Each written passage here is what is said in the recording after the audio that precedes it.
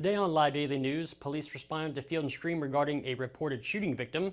A new sushi restaurant takes over Hooters, and Tessa Koskovich has an incredible interview today with the organizers of a cancer benefit that will see Shane Smith and the Saints and Cody Canada come to the Riverstage.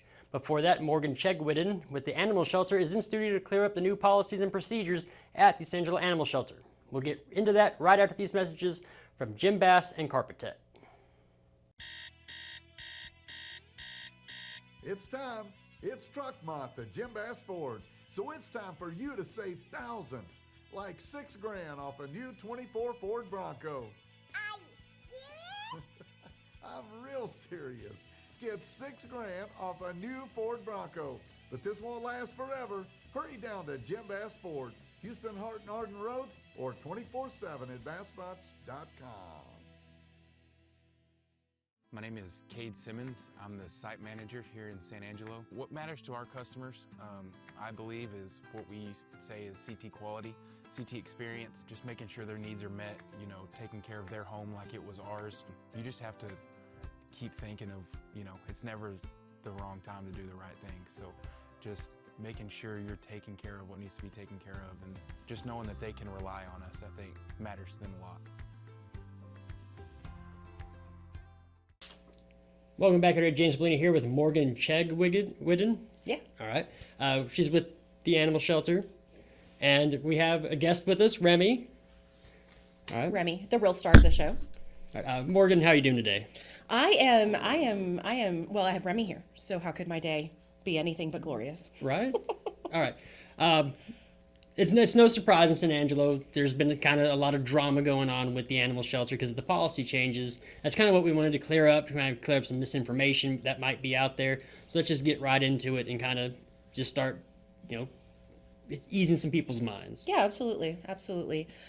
So we, in January 2023, we adopted a policy that we recognize was our at least popular policy. And I also want to point out that it is not any kind of best practice or industry standard. It's something we adopted in San Angelo when we were in a state of crisis about space and pest control and all of that. So that policy was that if we were approaching capacity, which was defined in the policy as 170 dogs on the premises, that we would close intake for found pets too. We also have a coordinated intake, for example, for owned pets. That was something that we didn't change during that policy. But for the for finders of strays, we would say, look, we've got our Good Samaritan policy, our program, where you clearly care about an animal and are pet savvy, because not everyone can chase down a dog in the middle of Avenue K and put it in their car and be successful at that. And so our previous action was, look, we're approaching capacity. You clearly care about the well-being of this animal. The best thing for it is staying in its home neighborhood. Presumably you live nearby. That's why you were there and saw the dog.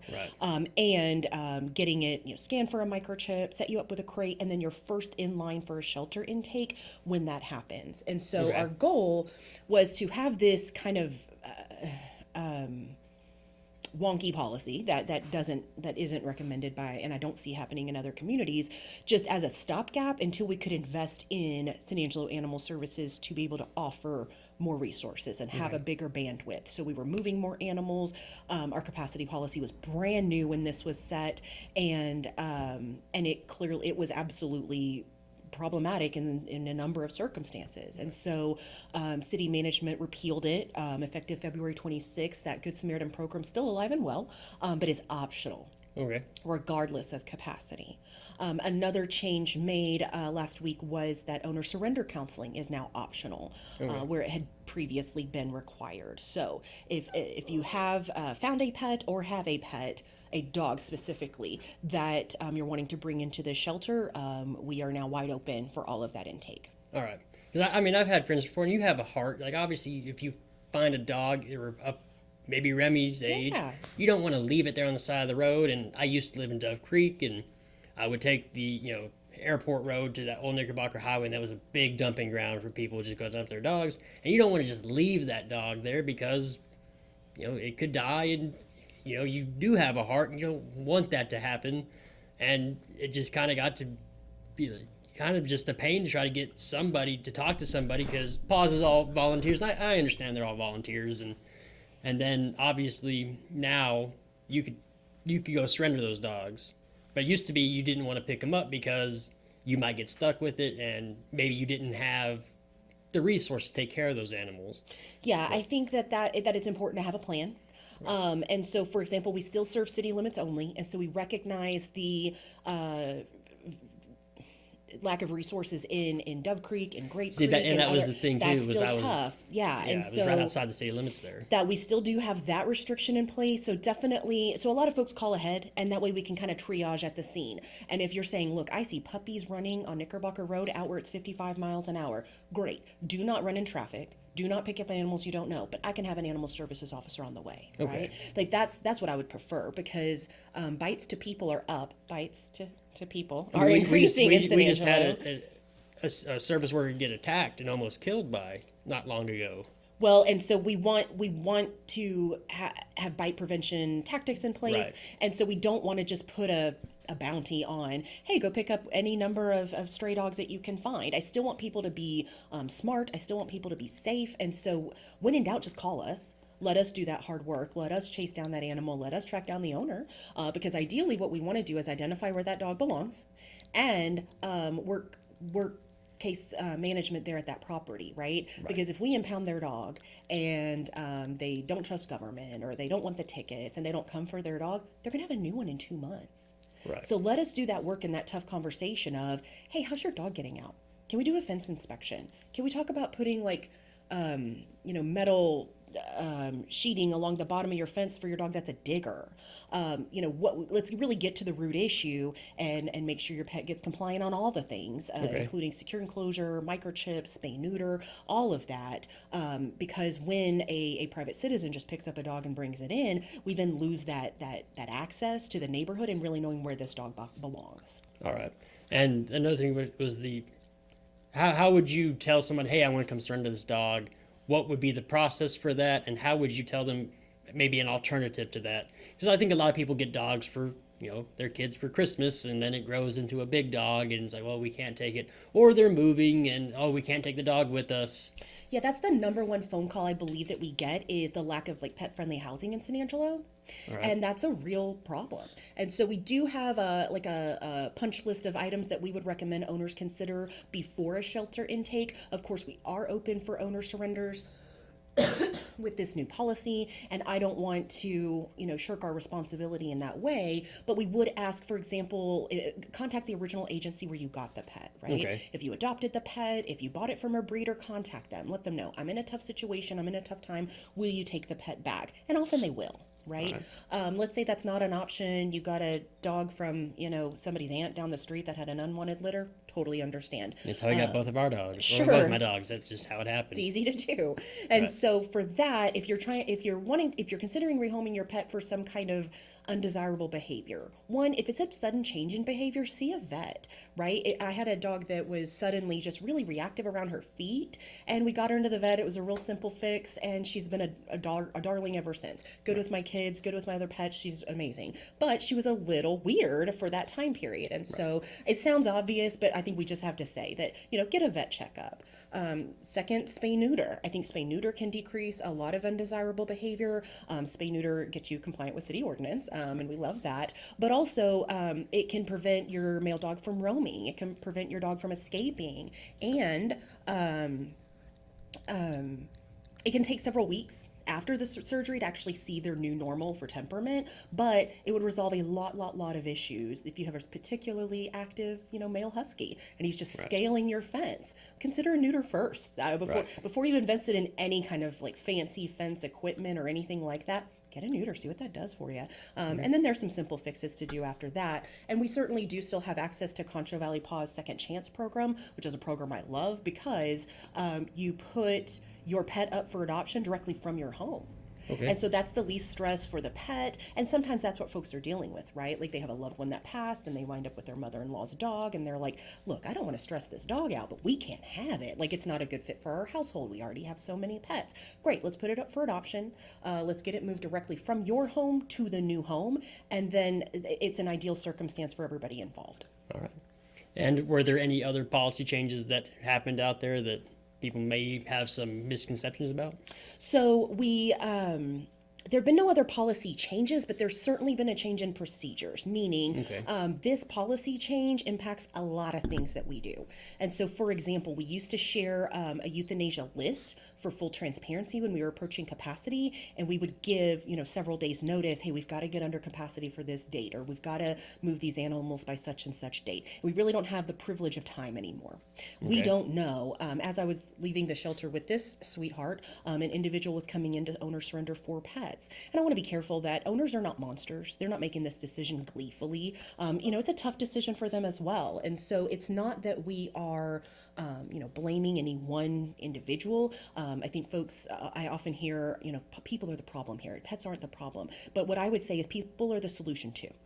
All right. San Angeloans are showing up for shelter pets right now, and that is never more evident than in the outcomes we had last week. 71 dogs left last week. Only 19 were euthanized, and that's not a small number, and we don't take that lightly, but that's still exponentially more animals leaving through live methods. We had a good many owner redemptions. People showed up and said, oh, they're serious. I've got to get my dog, or it might be put down. But the vast majority of that was Contra Valley Paws pulling animals. So we're grateful for their support. Grateful for those folks showing up. Can you remind me what the original question was? No, I was just about any different policies or procedures that were going on. Okay, so that's one thing that we'll have to change, is that we no longer have the luxury of time for sharing a euthanasia list. I do feel like, though, no matter how big that shelter was, it would always be near capacity. So everybody could just kind of assume, hey, they're always kind of full out there. Yes, and now it's more of a one in, one out situation. So if I am approaching capacity, which we're not today, because of the number of animals Paws was able to pull last week, and because this policy was shared and it was published, but most folks who have heard it in a negative light. Right. So we've not seen the influx. I mean, we had a folding table set up at the front counter, like, we need additional help because we're going to be inundated with people bringing in pets. And that just hasn't happened yet. Okay. We're fully prepared for, the other shoe to drop on that. But I think a lot of people are feeling fearful, actually, for bringing a pet into the shelter at this time.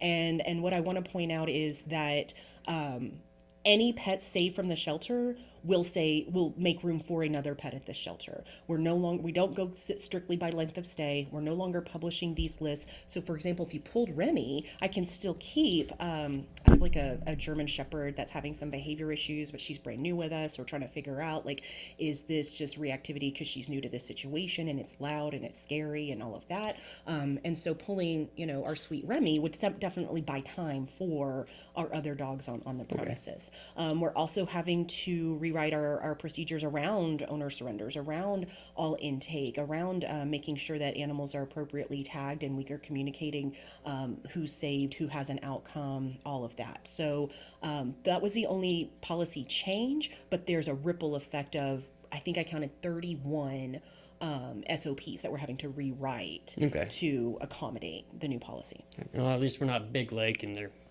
taking dogs out to the landfill and shooting them, right? Yeah, no, we're definitely not doing that. I mean, good thing. I mean, the sheriff confirmed with me that's what was happening out there. And it just kind of seems like a mess. And anytime, I feel like when you talk about dogs, because obviously Remy's adorable. Yeah. They tug at your heartstrings, and it always feels like it's going to be a high-tension issue no matter what. So I think it's just the best way to handle it is to contact y'all. Yeah, and let's like I said, let's triage, let's work through it, let's figure out what we can do, what resources we have access to, because we definitely recognize, the San Angelo Animal Services facility is exactly the shelter that this community wants it to be. And so to the extent San Angeloans are in crisis, and everybody's struggling financially right now, everybody is struggling with the economic impact of vet care, pet food, everything is more expensive than it used to be. And so it's not surprising in some ways that the shelter is in crisis, because folks are not able to do as much as they used to do. They're not able to keep their pet for its natural life. They're not able to foster or adopt anymore. And I get that. But like I said, San Angeloans heard the call to action last week and showed up for shelter pets. All right. Morgan, did we miss anything? The one other thing I would really ask San Angeloans to do is get a microchip. We always say microchips save lives, and that's never been more true than now.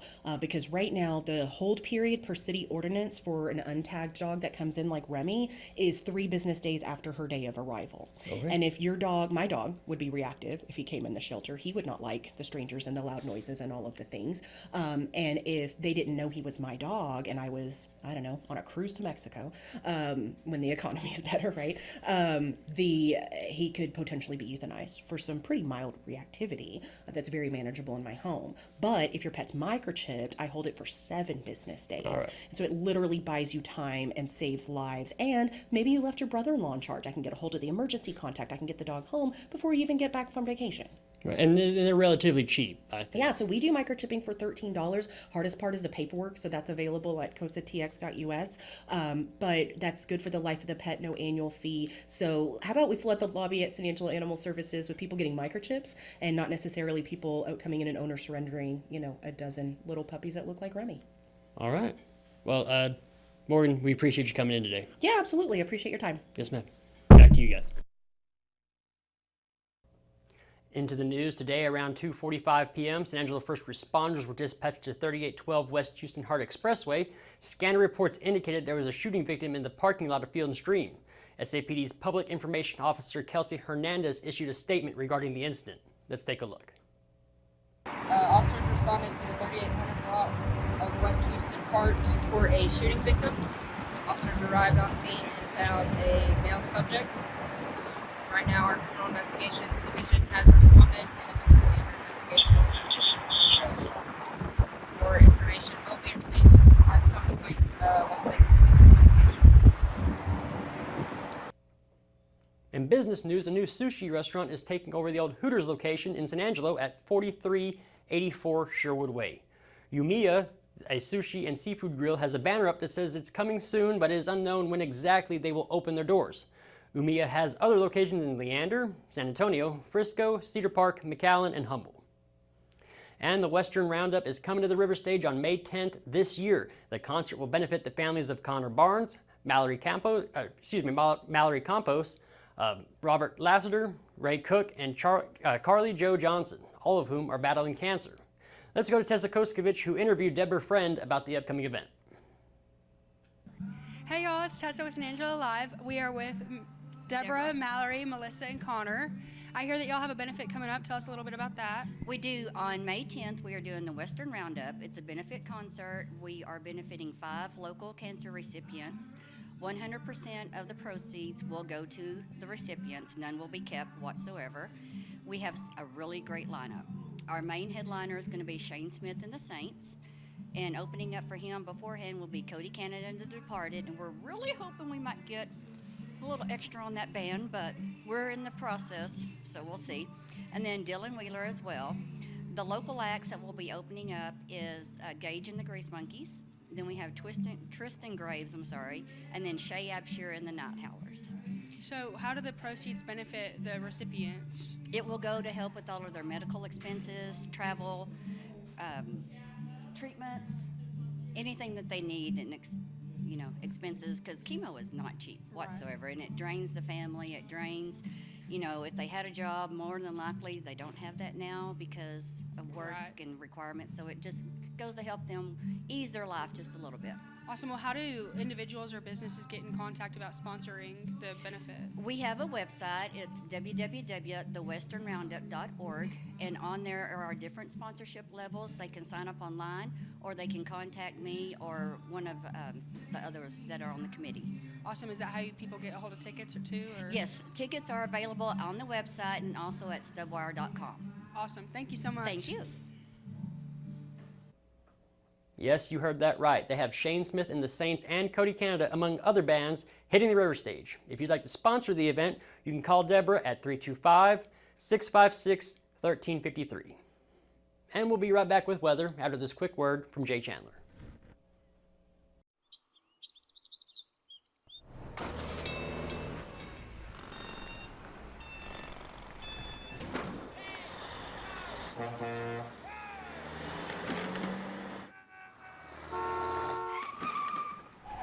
It's hard to believe how reckless some people can be and how hard they fight against real victims. You need a partner who consistently beats the giants and who will never, ever flinch. Into weather, right now it's 77 degrees outside with a high of 78 and a low tonight of 53. Tomorrow it'll be sunny with a high of 82, and then Friday night the low reaches down to 45. Early Saturday morning we do have a 20% chance of rain that gives way to a beautiful and cool day where the high is only 62 and then the low that night is 34. On Sunday the high gets up to 64 and then drops down to 36, and then Monday the high will be up around 74. Now here's a word from Conno's Diamonds and Coins. When it comes to unique pieces you can't find anywhere else, Conno's Diamonds and Coins is your one-stop shop. With over 24 years in the diamond and coin industry, Conno's Diamonds and Coins is West Texas's choice for diamonds, jewelry, coins, silver, and gold. Owner Bill Conno stands by his work and offers free consultations including estate jewelry. Don't just trust anyone with your valuables. Come see the staff at Conno's at 1016 West Beauregard in San Angelo. Thank you for watching the Live Daily News Show, the only locally owned news show in the Concho Valley. Go like us on Facebook, X, and other social media platforms, and download the San Angelo Live mobile app to stay up to date with news from in and around the Concho Valley. Thanks again, and Hoops returns tomorrow.